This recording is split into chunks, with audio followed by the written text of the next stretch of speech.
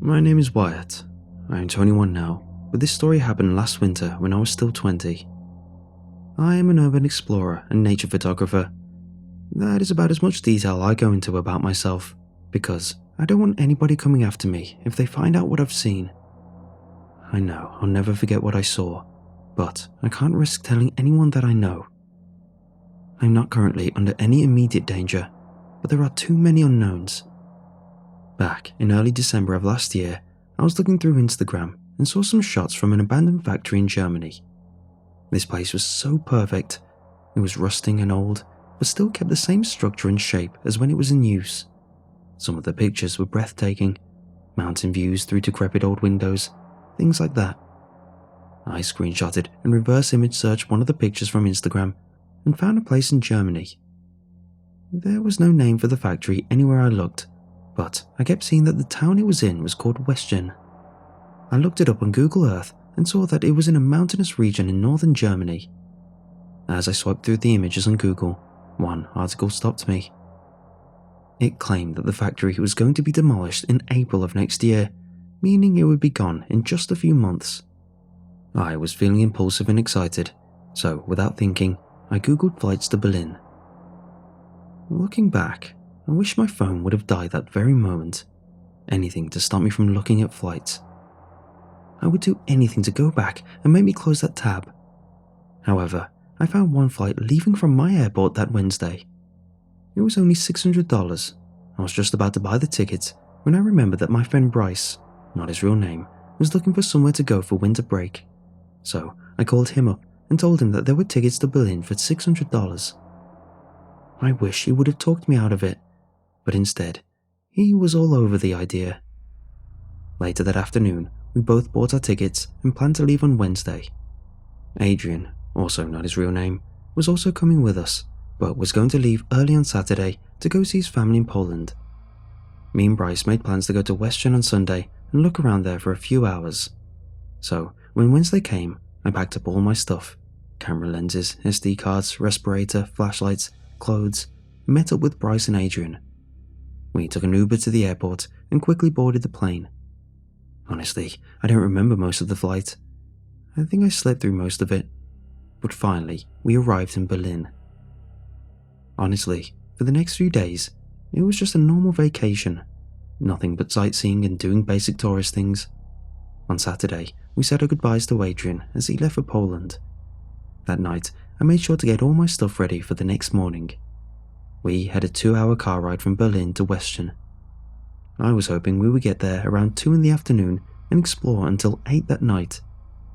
Playing it back in my head, I remember every little detail of that day. I remember the sound of my alarm, the excitement of waking up that day, the feeling of seeing all my stuff packed neatly on the floor next to my bed. We got up and had breakfast in the hotel lobby before walking to the car rental place.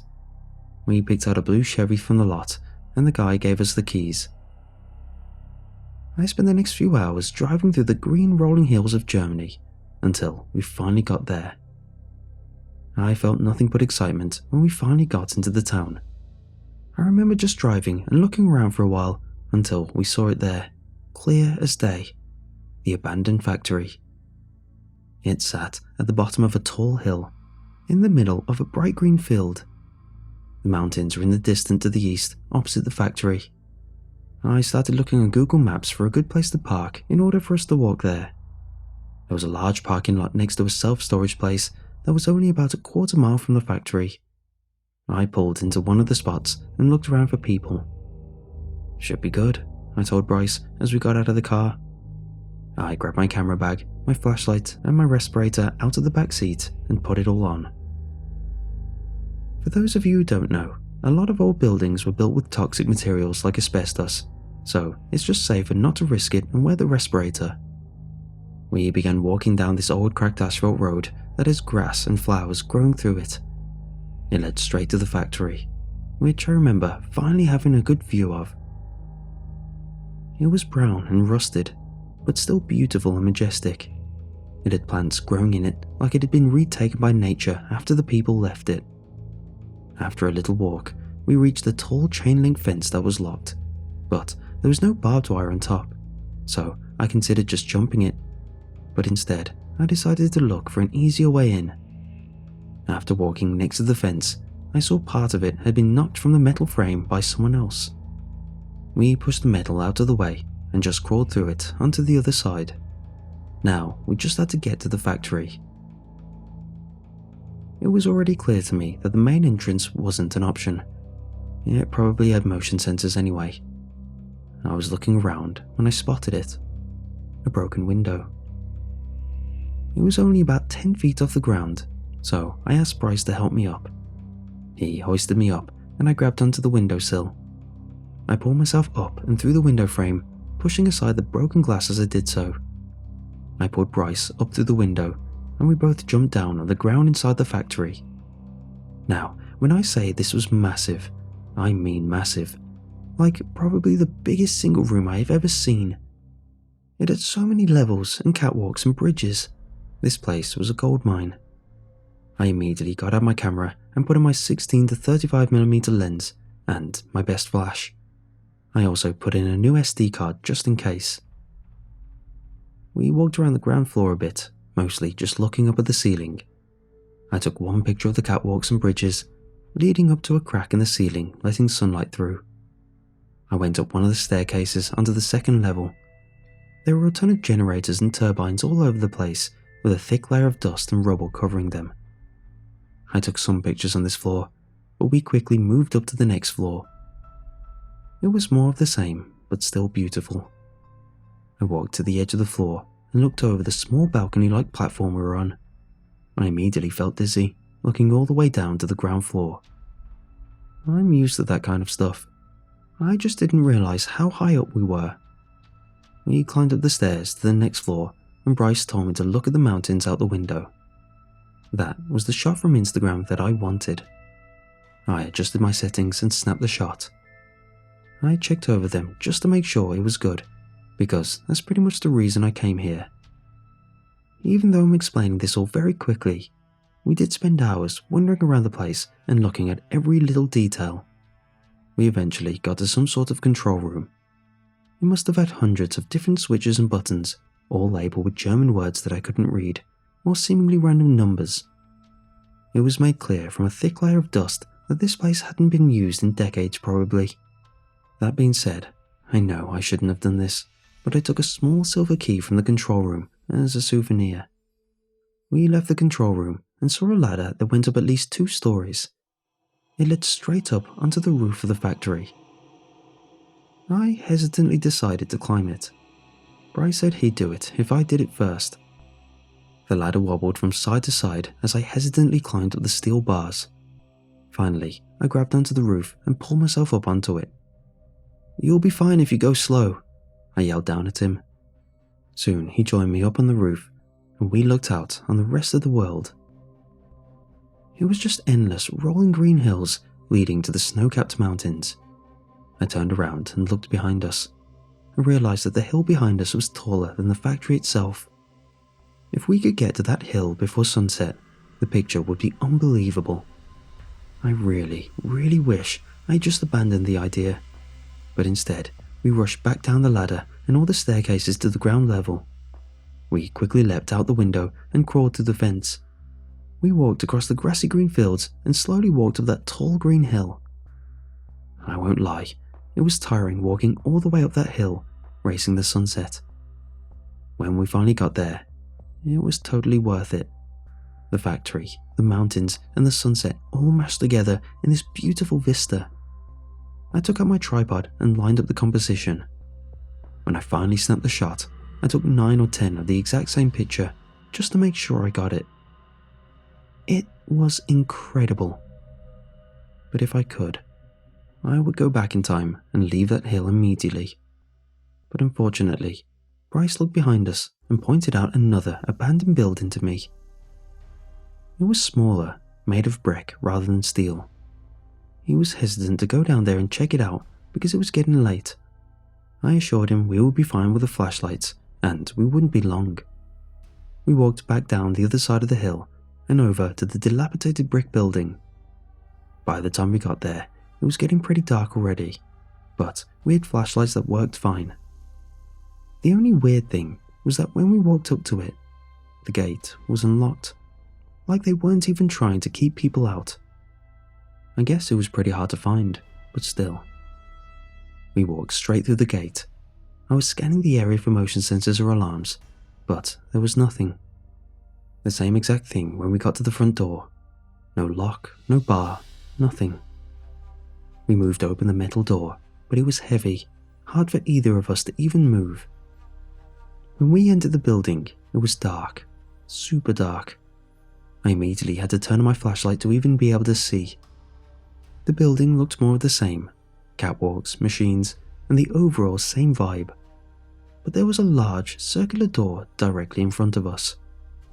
It looked more like the entrance to a bank vault than any normal door you would find.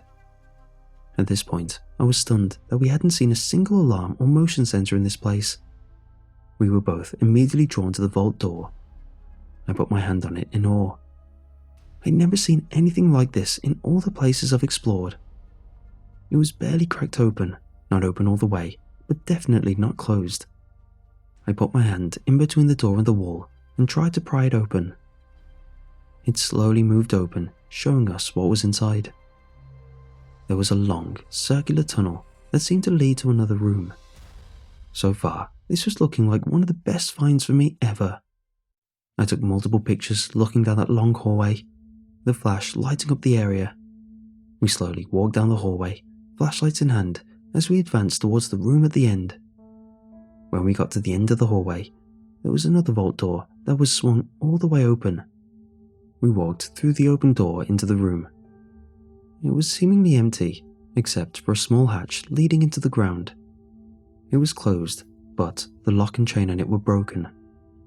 Above it, there was an arrow pointing at the hatch that said, Project Nachtwolfin. At the time, I had no idea what it meant. I didn't even take a second to put it into Google Translate. Nowadays, the word still sent a chill down my spine. Project Nightwolf. A phrase that sounds like nothing, but if you have seen what I've seen, you wouldn't be able to hear those words without shuddering. I slowly opened the hatch, the hinges squeaking as I did so. I flipped it all the way over until I was on the other floor. I shined my flashlight down the hatch to reveal what looked like just a normal staircase. We began slowly descending down the stairs. As we got closer to the bottom, you could hear the drops of water hitting the floor and making a quiet sound. I was going first ahead of Bryce, so I saw it first. A room that was all pitch black, with about 2 inches of water lining the whole floor, came into my sight. What horrified me were the pile of animal skeletons and bones lying in the water. Small rodents had been mutilated, and sheep that had been torn apart. Some were just the skeletons, others still had decaying, rotting flesh, but it looked like they had been ripped apart, some of them torn perfectly in two. I struggled to hold back my stomach contents when the smell hit me. I was firing off my camera flashes, taking pictures all around us, when I spotted another door just ahead of us. I remember Bryce telling me we should just leave, but I wanted to get to that last door. The room was made out of cement. Stone pillars sat around the room, although some of them looked like they were about to collapse.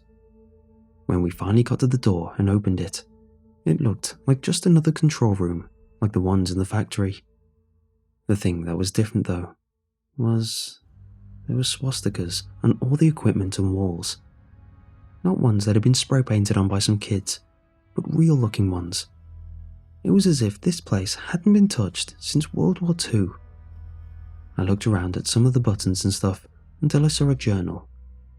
I opened it to find that, unsurprisingly, it was in German, but I stuffed it in my pocket to take home. Just then, I heard the sound of broken glass, not like somebody dropping a wine glass, but like an entire window was just shattered all at once. I immediately turned off my flashlight and Bryce slammed the door behind us.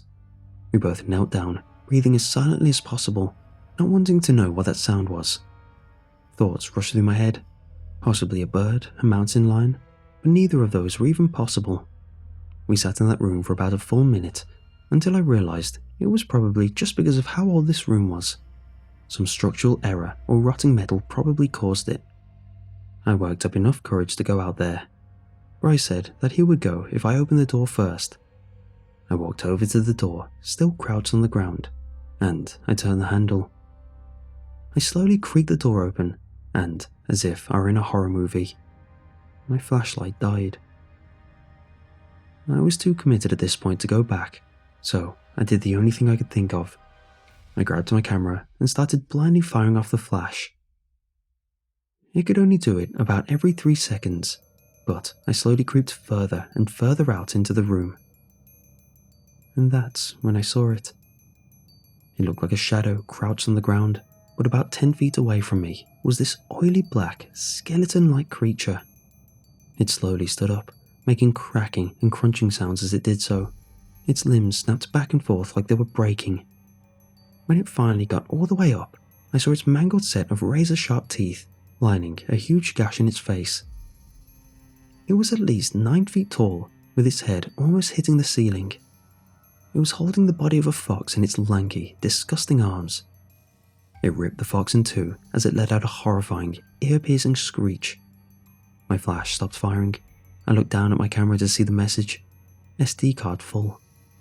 I quickly grabbed the one in my pocket and switched them out, but when I fired the flash again, the creature was gone. Had I just imagined it? I felt paralyzed when suddenly it grabbed me by the neck. Its hand felt wet and sharp as it pulled me towards it. Bryce immediately ran for the door, and I don't blame him for it. I was panicked. No rational thoughts ran through my brain except one: survive. As I was brought closer to its face, I grabbed the pocket knife in my right pocket. It dropped me and let out a horrifying scream. My camera smashed on the floor, and I felt Bryce grab my arm to pull me up. We bolted for the door and slammed it behind us. We could still hear it screaming and screeching as we ran up the stairs. When we got up the stairs and above the hatch in the floor, I tied the chain around the lock, hoping to give us more time. After that, we just sprinted back to our car. It was pitch black by that point, so when we got in the car, we sped off and didn't look back for a second. It was a very silent car ride back to the airport. We got on an earlier flight back home and left that night. We didn't talk about what happened until we got home. I didn't leave my room for the rest of that winter break. If it weren't for the journal and the pictures, I would have thought that I dreamt it. But no, the pictures show the disgusting creature exactly how I remember it. I'm actually glad I switched out the SD cards, or I would have no pictures of it. I won't post any of them here, mainly because I don't want people finding this place and making the same mistake I did. But I will post the section from the journal that I was able to translate. Most of the journal is illegible, but I could make out this small section. Our tests have not been getting better. It has become even more violent, no longer eating the rabbits, but just tearing them apart. Nobody here wants to get into the cage with it anymore because of the fact that it seems to find joy in destroying the animals. Also, the screaming. I will not forget the screaming until the day I die. March 24th, 1942.